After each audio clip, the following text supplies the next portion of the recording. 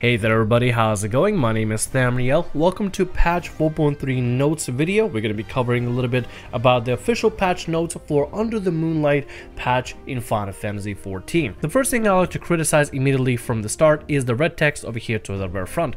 The following quests and duties are scheduled to be released in patch 4.3 and after patch 4.3. The Weapon Refrain Ultimate going to be released in patch 4.31. Understandable, as they want to make sure that the players are able to do every other content before they get into the ultimate in patch 4.31 for the new ultimate. Deep Dungeon Heaven on High is going to be released in patch 4.35, which makes me wonder what are we going to be left with overall. But let's continue nevertheless. Regardless, even further Hildebrand Adventure is going to be added in patch 4.35, and the Forbidden Land Eureka Pagos will only be added in patch 4.36. So at the moment, if you count in everything, we're going to have the Namazoom as generally directed for the content that we can actually do, some minor fixes here and there for the entirety of the game, the story patch of 4.3, a new dungeon, and a new story-based trial from what I understand. We're not going to be getting Deep Dungeon, nor are we going to be getting Eureka Pagos. We will, however, be getting the new 24-man as part of the raid content, so all we're going to be getting is the trial, the 24-man, the dungeon, and the story, and Namazu. So 5 pieces of content. It could be just me being a little bit weary. It could be just me being a little bit nervous, but I feel like we might be getting a little bit left high and dry in content in particular. Now, I could be overreacting to this a little bit, I could be overthinking it. Maybe there will be plenty of content for us to do before patch 4.35 and 4.36. I was hoping that we would be able to get either a Deep Dungeon or Eureka Pagos at the very beginning of patch 4.3 to get us something to do, aside from the trials and the raids. Now, a new trial might be rather interesting to try to learn how to farm on Expert, and will take about a week and a half of entertainment. The 24-man will be a weekly reset thing that we can do with a free company, with guildies, on stream. That should be pretty fun. A new dungeon to be added to the story will be perfectly fine, and no complaints about that. However, I wish we would have gotten either a Deep Dungeon or Eureka Pagos in patch 4.3. Hopefully, we're going to be getting that really soon, but granted, it is going to be in patch 4.35. We're not going to get it for several weeks to at least a month after the release of 4.3, which is a little bit unfortunate, but I digress. I'm just being wary about it. Let's go ahead and talk about what kind of changes are going to be happening overall. Now, you can go through this website if you want to, going to be linked in the description below. I'm going to skip a lot of the stuff here in case y'all want to read it for yourselves about the treasure hunt and housing. Talking about the treasure hunt patch in particular, we're going to be having a lot of changes to the treasure hunt and how the loot is going to be working with Lost Canals of Uznair and Hidden Canals of Uznair, which means my free company might be more likely to run the treasure hunts and run the canals in particular in order to get additional loot or more loot and more crafting materials and more things to sell, aside from running the trial and a 24-man raid once a week. But the trial and expert run for the trial, we can always farm it, and in between stuff we can do the treasure hunts and come back to looting more stuff from the Lost Canals. It's going to be a really good way to make profit as it was before in the past for us. Now, for the content and video, I want to jump into the battle system and talk and see exactly what's being changes, what kind of changes we're going to be getting for each and every single job. Starting off with Dark Knight being in particular. Power Slash. Dark Art potency of 240 has been added. Dark Art's combo potency of 440 has been added. So Power Slash will actually be doing a lot of damage in particular. So that's going to be rather interesting. It's going to be a lot of damage for Power Slash in general. Grit mana point cost has been reduced, which is okay. Dark Passenger. Potency has been increased from 100 to 140. Dark Art's potency has been increased from 240 to 280. Additional effects increase enmity has been added. Recast time has been increased from 30 to 60 seconds. So that should be rather interesting for Dark Passenger overall. It would be a really good way to grab aggro with Dark Passenger, but I don't think it's gonna solve everything regarding it, since it's still gonna take up a lot of mana in particular. If they could reduce the amount of mana that Dark Passenger does, that'd be fine. But I feel like Dark Passenger changes aren't going to be affecting the job regardless, and I don't think a lot of Dark Knights will be utilizing this particular ability in the first place, unless they really want to do some AoE damage, and even then there's still other ways to do AoE damage without use of Dark Passenger whatsoever. I get the additional effects of increased enmity has been added and everything, but granted, Dark Passenger on its own is a huge mana hog on its own. Using it with Dark Art and Dark Passenger together would just be a huge waste of mana, so I don't think this change is going to be really affecting Dark Knight, but I could be wrong regardless. This is just me talking from a personal experience of working with Dark Passenger and using it along Dark Hearts. If you combine these two together, that's a huge chunk of mana being lost already as is. Might be a little bit difficult to manage in particular. Maybe they reduce some things about it, or maybe they left out how the mana cost for it's been reduced, or maybe changes to Dark Arts have been adjusted, but I can't only say anything particular here regarding it. Nevertheless, let's go ahead and continue from then on. Dark Mind. Reduction to magic vulnerability has been changed from 15% to 30%. Dark Arts effect has been removed, so Dark Mind would just straight up lower down your vulnerability, magic vulnerability by 30%, or reduce the magic vulnerability by 30%, without the need of Dark Arts. That's a rather major buff for Dark Mind, which means you don't even have to waste the mana of Dark Arts in order to utilize Dark Mind at its highest potency, which is really nice. Dark Side. Effect no longer ends upon being incapacitated, so that's rather good. I'm glad they have this in particular. That's a pretty good change for them. Shadow Wall. Recast time reduced from 180 to 120, which is a really solid change and a pretty solid buff for Shadow Wall regardless. Plunge. Dark Arts potency of 340 has been added. That's solid. That's really solid. Actually, it's ridiculously solid. Dark Arts effect of increased enmity has been added as well, so that's rather interesting. Delay before using a skill after this action has been reduced, which is also a really good buff. It's actually a really good change for Plunge in general. It won't solve everything for Dark now, but these buffs overall, except the Dark Passenger buff in particular, are all so far pretty solid. Soul Survivor. HP and MP when defeating a target marked with another victim has been increased from 20 to 30, which is good. Also, now restores 20% of maximum HP and MP if another victim's status expires before the target is defeated. That's a really solid ability to use for ads, but doesn't really work too well for the boss itself, since Soul Survivor requires for the target to die. But that's a really solid change, especially when it comes to managing yourself and managing a lot of things regarding ad management or dealing with lots of ads in particular.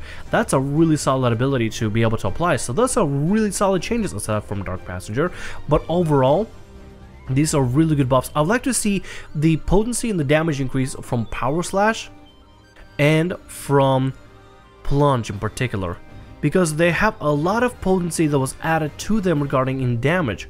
So I wonder if Power Slash and Plunge will be enough to actually offset and actually increase the amount of damage that Dark Knights can do in general. However, Power Slash will require the Dark Knight, I would feel would require the Dark Knight to be a little bit more towards the offensive and the main tanky ones. I don't know, I feel like this is fine, but I guess I would like to see it in execution in particular. Since there are no public test servers for Final Fantasy XIV, it's almost impossible to tell if this is going to be really beneficial or not, but nevertheless, regardless, these are the Dark Knight changes. Monk. Purification. Action. Additional effect of reduced enmity by half has been added with Purification, which I don't think a lot of monks will be using in particular unless they really need that TP, or unless they're trying to, they really don't care about saving the chakra that they build up. But I feel like a lot of them will actually use it for chakra burst or chakra explosion, the offensive ability used for chakras. I forgot what it is for monk. I haven't played monk too often, but I know monks have ability to use up their chakra, 5 stacks of chakra, in order to do an offensive ability compared to Purification, which recovers TP. Brotherhood now grants the effect Brotherhood and Meditative Brotherhood to all nearby party members. Players can now receive multiple stacks of Meditative Brotherhood, which I'm not sure 100% how that's going to work, but I feel like it's going to be just a general buff for Monk in general. People will want to grab a Monk at this point. Samurai. Jinpu. Combo potency has been increased from 280 to 300. Third eye damage reduction has been changed from 5 to 10%. Solid change. Shifu combo potency has been increased from 280 to 300. Gecko potency increased from 4 to 420. Kasha the same thing. You get cost increase from 340 to 360, which is also solid. Merciful Eyes, additional effects, or reduce MT by 20% has been added, which is a decent change for self-heals, but I don't know, there is diversion for regarding MT for both Monk and Samurai, so I feel like Monks and Samurai just need to be using diversion a lot more. I could be completely wrong, and maybe towards the very end game, just top tier 1% echelon of players require for MT to be reduced severely, because diversion doesn't do it anymore. But I digress regardless. Let's go ahead and continue and move on from here. Rogue Ninja Hide. Effect will no longer be dispelled when using Sprint, which is pretty solid. Thaumaturge. Ethereal Manipulation. Delay before character movement has been reduced. Between the lines, delay before character movement has been reduced. As said in my previous video, Thaumaturge and Black Mages is getting a huge mobility change. That's about it. Scholar. Whispering Dawn. Action category has been changed from spell to ability. Cast time has been made instant. Healing potency has been increased from 100 to 120, which is fine, but I believe it actually nullifies one of the buffs that Scholar actually gives off to one of its pets. There's a particular ability, I think it's called Rouse, that actually will make it so that Whispering Dawn doesn't benefit from it because it's changed from a spell to an ability. Although the cast time has been made instant is a really solid ability, and the healing potency increase is also really good. I don't know if it's going to be beneficial or that good if Rouse is not benefiting Whispering Dawn. If Rouse, however, been a reward to actually benefit all of fairy abilities, then this might be a decent change, but I'm not 100% certain. A couple of my Scholar friends have said that Whispering Dawn being changed from spell to ability will make it so that Rouse is not able to utilize, he's not able to benefit Whispering Dawn. But I digress. Ether Pact. Recast time has been reduced from 5 to 3 seconds, which is okay, that's fine. Fey Union. Fey Union cannot be interrupted in order to order fairies to use another action. So that's good, that's the tether that you have with Fey Union. Dissolve Union. Recast time has been reduced from 5 seconds to 1 second, which is perfectly fine. Good buffs. Astrologian. Malefic. Cast time reduced from 2.5 to 1.5, same thing for Malefic 2 and 3, so that means Astrologians will be able to spam Malefic 3 a lot more often, and be able to have a easier time doing a little bit more damage because of this faster recast, which might be good, since Astrologian, at least on the parts numbers and FF logs in particular, show that they are lacking in damage compared to the other two healers. Now, not every Astrologian is going to be like that, some Astrologians are going to be really good, but if you look at a top tier echelon comparison, Astrologians will be at the bottom of the barrel in particular. So this might be a decent change, just a general flat buff. Lightspeed. MP cost reduction changed from 2.5 to 50, which is solid, as we talked about in the video. Reduction to attack magic potency has been removed, which is okay. Recast time has been reduced from 150 to 120, which is also a really good buff, so Lightspeed just getting a flat buff. Aspected Healers, cast time reduced from 3 to 2.5 seconds, which is a slight buff, but it's going to be going overall really nicely. Scholar pet actions with cast times cannot be cancelled when ordered to use a different pet action, which is going to be pretty solid, because if you ever had a Scholar pet and you asked it to cast something, it's not going to be using that ability or using the ability you command it to do until it finishes its initial cast. And that was before the main problem with it is that you actually have to spam the ability that you want to be used often on and on and on and on until it gets it going. Now it's going to be interrupting its own cast in order to use ability at clutch moments, which might be a really solid thing to do. Players can no longer change role actions while the system is checking member status prior to entering an instance. So that should be pretty good. That should be a straight up flat thing. New Dungeon Swallow's Compass has been added, so that should be rather interesting to check out. New Trial has been added. Average item level is 335 or above. 8 players. Top of the War Magic 70. Yada yada basic trial. As well as we're going to be able to do the expert roulette expert encounter as well. Trial can only be accessed via the rate finder for requirement. I'm guessing this is going to be for the expert.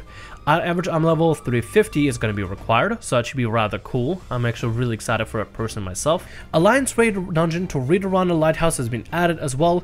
Average item level 335, very much doable, so that should be rather cool. It'll also change how the loot is going to work, where everything is going to be on greed. Granted, a lot of players usually go to the Alliance raid with already pre-done gear. They can gear out their alts as well, so that should be rather interesting on how player feedback is going to affect this. They may roll back to the initial change of first roll, first serve before doing greed rolls, but we'll see how this affects that entirely. I don't have to worry about it for myself. I would like to be benefited from the ability to possibly greed off-job abilities, off-job gear, but this won't be a huge change for me personally myself. They also added the new roulette for the normal raids. That's going to include Alexander Gordius, Midas, Creator, Deltascape, and Sigmascape, so that should be rather interesting, with the roulette bonus of 80 Elegant Tombstones of Poetics, 60 Elegant Tombstones of Creation, and 15 Elegant Tombstones of Mendacity, so that should be rather interesting and fun to run every now and then for the roulettes. There were a couple of changes for the feast as well, and then we go down to the items, where they show off the items you can get from the gear, as well as a new recipe that's been created for this particular piece, which my free company is going to be running in particular in order to get the materials for this outfit. And of course, the following items cannot be equipped to the male characters with the bunny suits, which some players really like, some players don't like, some players feel conflicted about it. Me in particular, I don't really care, but if you want to be able to dress up your male Cody or male character into a bunny suit, then power to you. The mount for the new trial in particular looks absolutely stellar, and I cannot wait to farm this thing.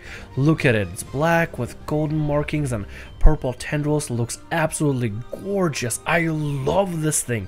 This thing is going to be a fun thing to farm on daily at this point with the trial. And that's about it. The other changes seems to be like the minor changes here and there that you can read up upon if you want to, but I just want to talk about the big changes with the battle and stuff. Nevertheless, let me know what you think about all this in the comment section below. Are you excited for this? Are you worried about this? What parts are you worried about? What parts are you excited about?